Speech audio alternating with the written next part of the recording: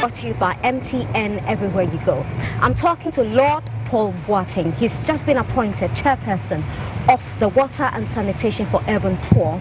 You're welcome to the show. Thank you very much. Now, how are you finding this new role, Water and Sanitation for Urban Poor? I'm enjoying it. Right. It's a challenge. We are operating in Ghana, but in 5 other African countries, in Bangladesh and in India. We have been working in Ghana since 2010, and our commitment is to work with the water utilities, with the private sector, with the government and municipal authorities of Ghana to deliver water and sanitation services to the urban poor.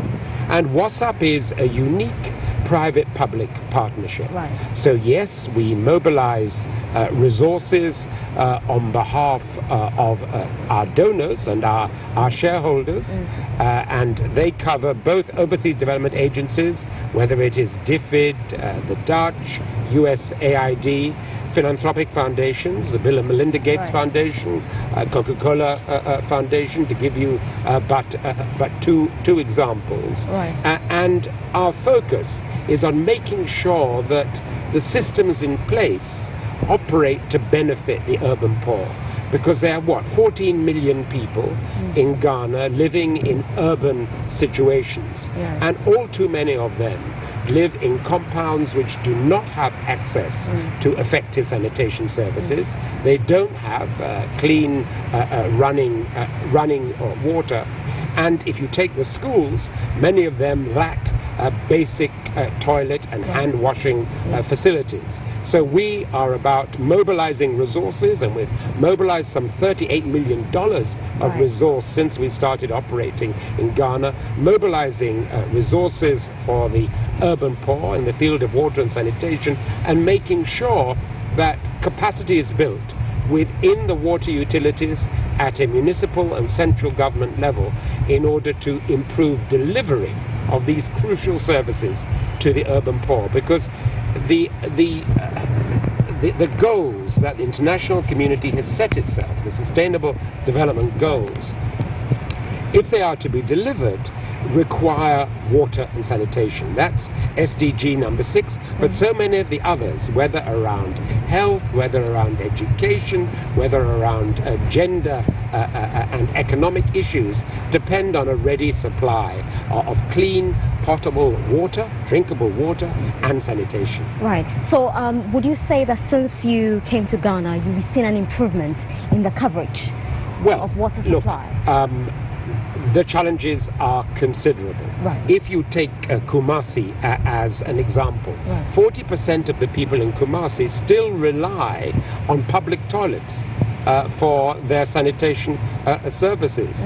There's still a real absence in all too many homes and compounds of access to toilets. Right. So the challenge is there. There's only one toilet available for every 1,000 residents in Kumasi. Right. So we know, working with the Kumasi municipal authorities, working with central and local government, with the private sector, that you've got to get the private sector and the public sector working more closely together.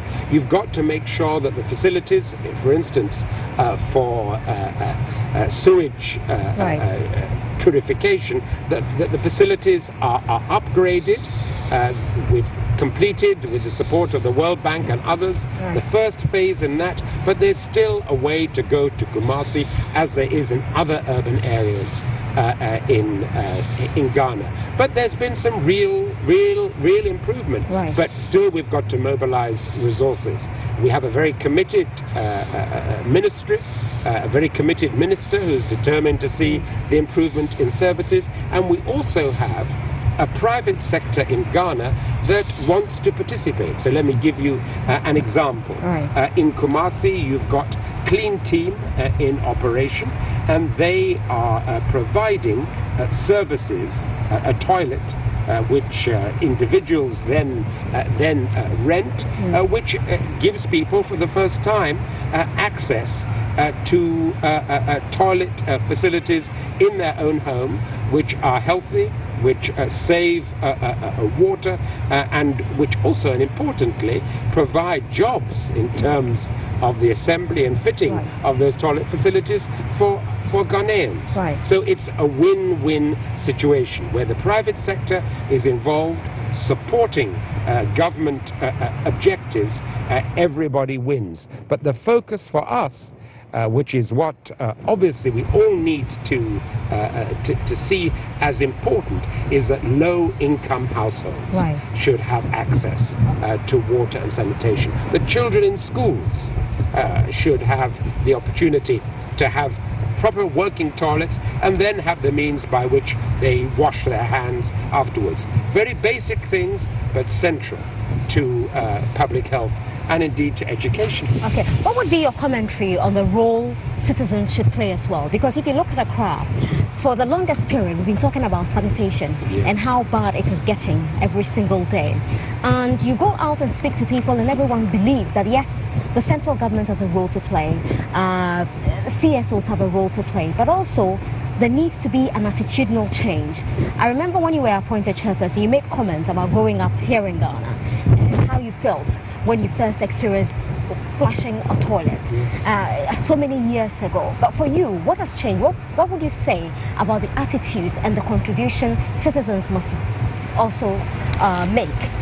Well, that's an interesting question, and I think a number of things have changed. Okay. Look, first of all, the expectation on the part of citizens, of their governments, of the sector, the expectation is that standards will improve. But that costs money. That requires resource mobilization. That, I'm afraid, in any situation when resources are constrained, means that we have to use our existing resources more effectively. So, for instance, let me give you a part of our work. As WASAP, working with the Ghana Water Company Limited, has been to help that national utility reduce water losses through theft, leakages, to improve payment collection. You know, everybody should feel that they have a responsibility to pay for their water and sanitation services. It's not a free good, so please pay on time.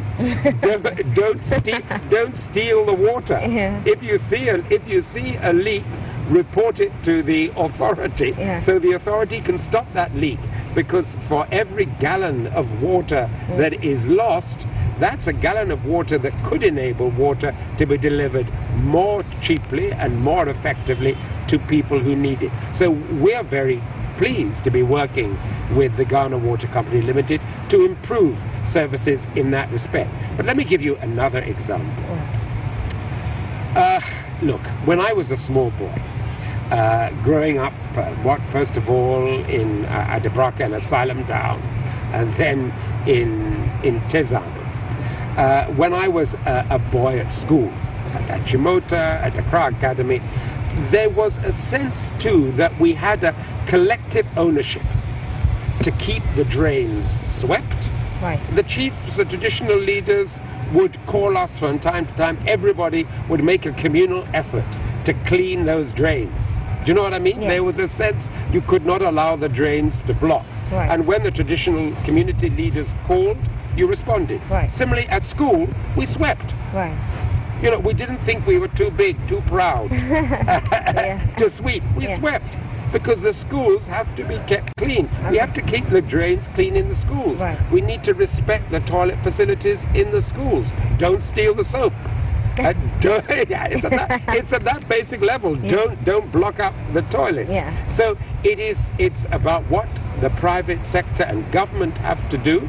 It's about creating an enabling environment so the private sector can contribute in the water and sanitation space, but it's also about what our responsibilities are as citizens and how we work as civil society with the traditional leadership, with tenants and residents associations, how we work to deliver on our objectives for water and sanitation, which should be that everybody should have access to drinkable water and decent sanitation facilities, that we should have a vibrant private sector contributing to that, creating jobs, that municipal and central government authorities should have the capacity to create the systems and the structures that enable water and sanitation to be delivered to everybody, because clean water and proper sanitation facilities are a basic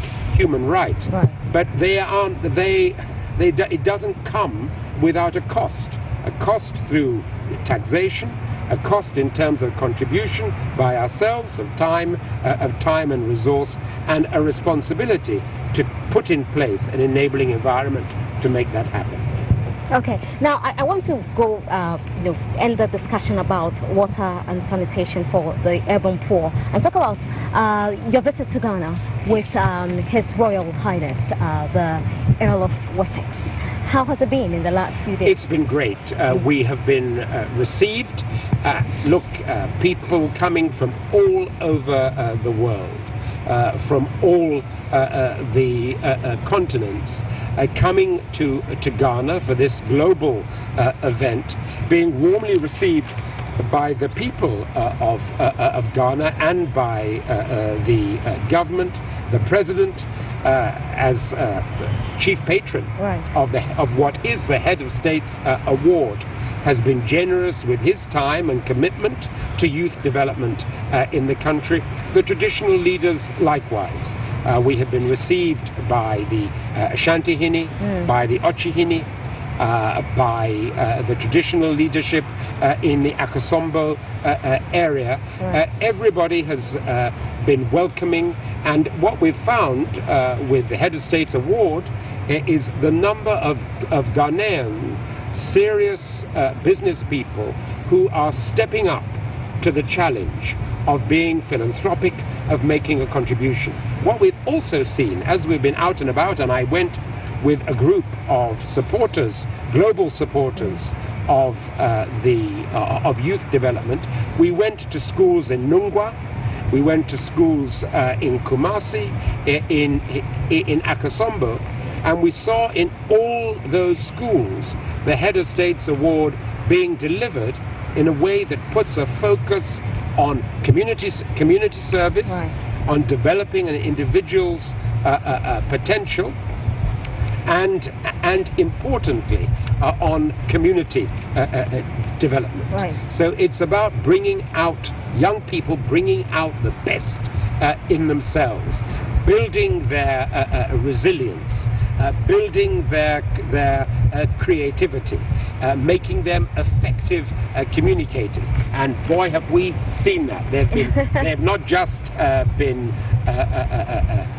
walking the walk, they've been talking the talk, they've been singing, they've been dancing, but they've been having fun, but they have been supporting the development of the local community as well as themselves, and they are to be congratulated for that. I was talking to His Royal Highness, the Earl of Wessex. He mentioned that these days there are so many pressures in the world that children are not allowed to have enough fun in school. There's too much emphasis on formal education instead of extracurricular activities, and he's expecting that people responsible for the development of children will prioritize non-formal education and extracurricular activities. You, fortunately, grew up in Ghana. You went to Achimota, you went to Accra Academy, and I'm sure you still got family in Ghana. What would you say about the pressures, especially for Ghana, on young people to be successful, and what is expected of them? Look, I think young people are under pressure the world over. It's different sort of pressure from the one that we experienced in my generation, but it's pressure nevertheless. And what the Head of State's award does, what the Duke of Edinburgh Award family, which the Head of State Award is a part of, seeks to do globally, is to say that non-formal education can contribute not simply to a young person's development of other skills which are not necessarily taught in the classroom. Schools about resilience, the schooling that enables you on an adventurous journey to get out there and to be adaptable, to rise to meet challenges. We heard, for instance, of a young Ghanaian who, from Accra, who for the first time was challenged when he went on his adventurous journey in the Shah Hills. He had to walk a long distance. He had to camp overnight in the hills. He had to meet with rural people in the village who he hadn't communicated with before. And he learned through that skills of resilience and communication and adaptability that he wouldn't have got from a textbook, that he wouldn't have got from a teacher, however good. So that's important. But you know, we do more than that in the award. We help people develop their sense of a responsibility to give back.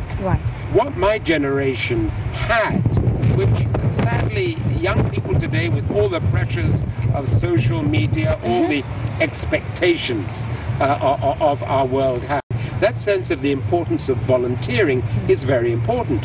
We heard again from one young Ghanaian who was on the Head of State Award, was that he was helping in a local polyclinic. And so for the first time he was having to assist qualified doctors and nurses on the wards. That developed in him skills he didn't know that he had. That required him to really think through what his responsibilities to his local community were. I met a young woman in Kumasi who had never thought about being an entrepreneur, but as part of her Head of State's award, she was a part of a group of young women who were making and selling and distributing liquid soap. So she was finding in herself skills she never knew that she had. Now, skills about manufacture, the science of soap making, skills around the sociology of advertising. Do you know what I mean? Logistical skills around how you transport the stuff you're going to sell to the retail outlets. All those are very important skills, and they make young people fit for the world.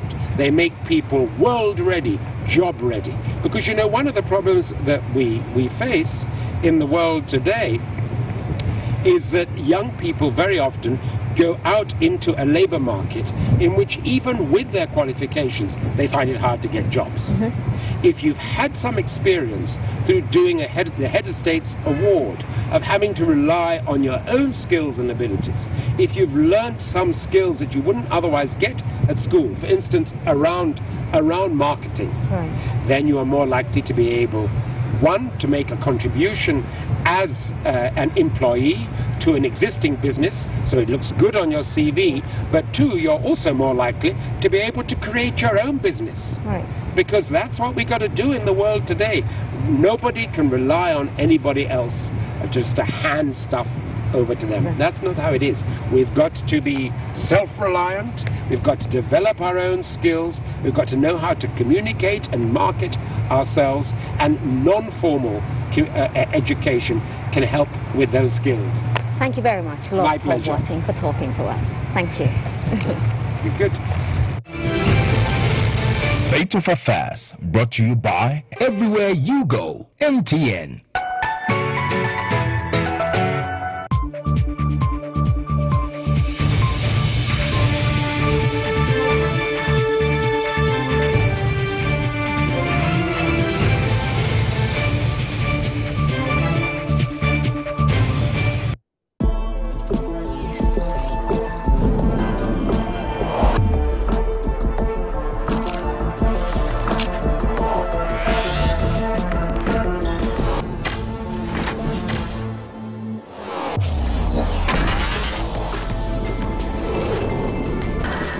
Order the Huawei Y9 2019 before 9th November to enjoy free gift box, Bluetooth speaker, headphone and phone cover. Terms and conditions apply.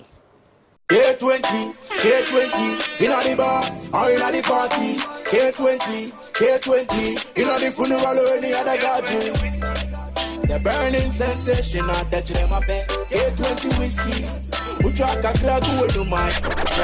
K20 whiskey, what I started to battle, where K20 whiskey, hey, yeah, K20. I'm going there for 4. Yes, papa, and I no. Opa makes it, Opa no mess anything they go, yeah. K20, in the bar, or in the party.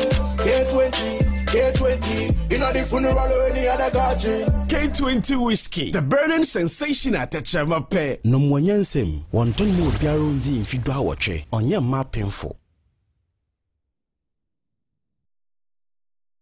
Food supplement.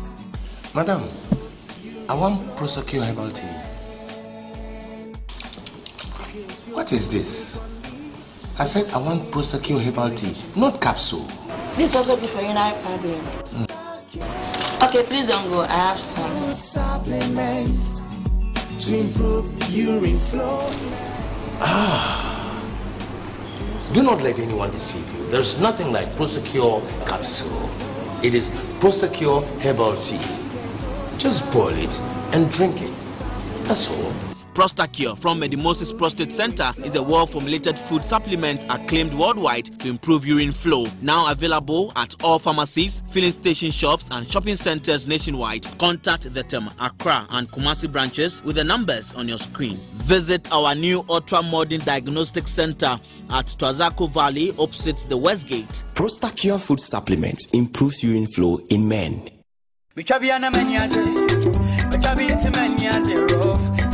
Mama, I don't go for me,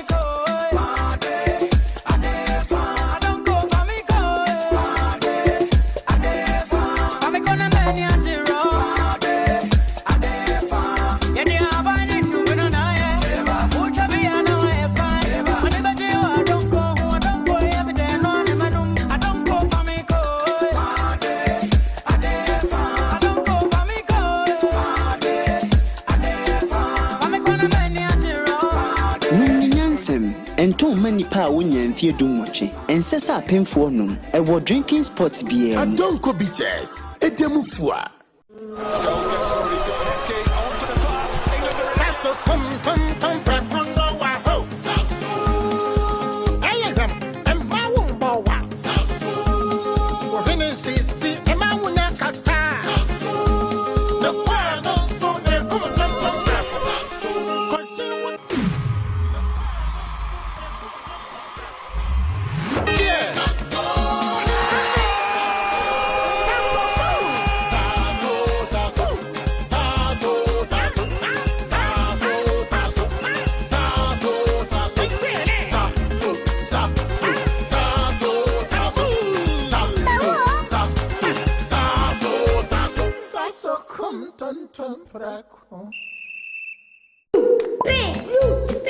With so many high-quality paints and colors, choice can sometimes be tricky. Hey, what's happening here?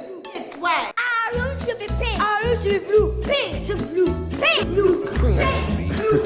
How about both colors?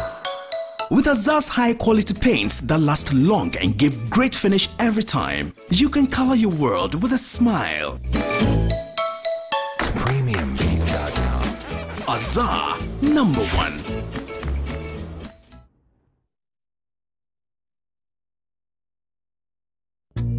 Akoto loves his family. He works hard to take care of them. So Ifya, his young daughter, can become the doctor she's always dreamt of. And Akosia, his lovely wife, can open the nursery school she talks about all the time. He can see a happy, relaxed retirement in the years to come.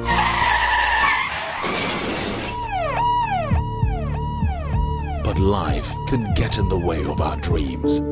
Unable to work, how do their dreams come to pass? Don't let life's tragedies get in the way of your family's dreams. Get a life insurance policy from Star Life today. Star Life, your solid partner for life.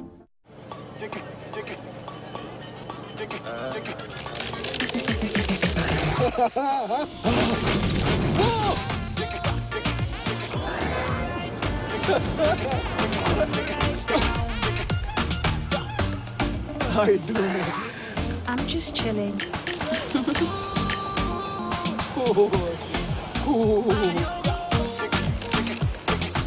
cool, so good. And now try the new funky banana flavor from Fanyo. In this part of the world, we're up long before the sun.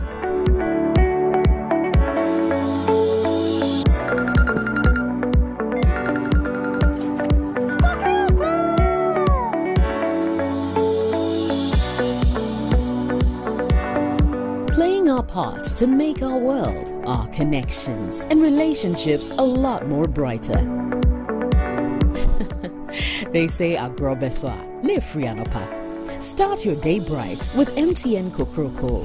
For only 1 Ghana cedi, you can enjoy 400 megabytes of data and 30 minutes of free MTN to MTN calls every day from 5 a.m. to 8 a.m. everywhere you go. Dial *138# to buy the MTN Kokroko bundle now. Everywhere you go, MTN.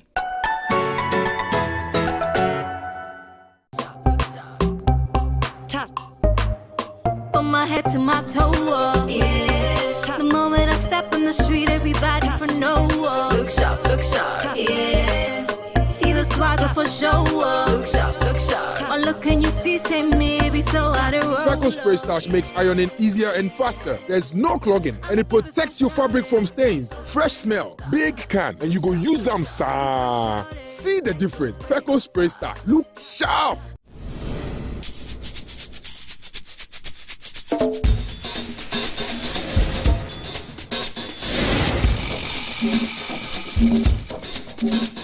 GH1 TV, your best experience.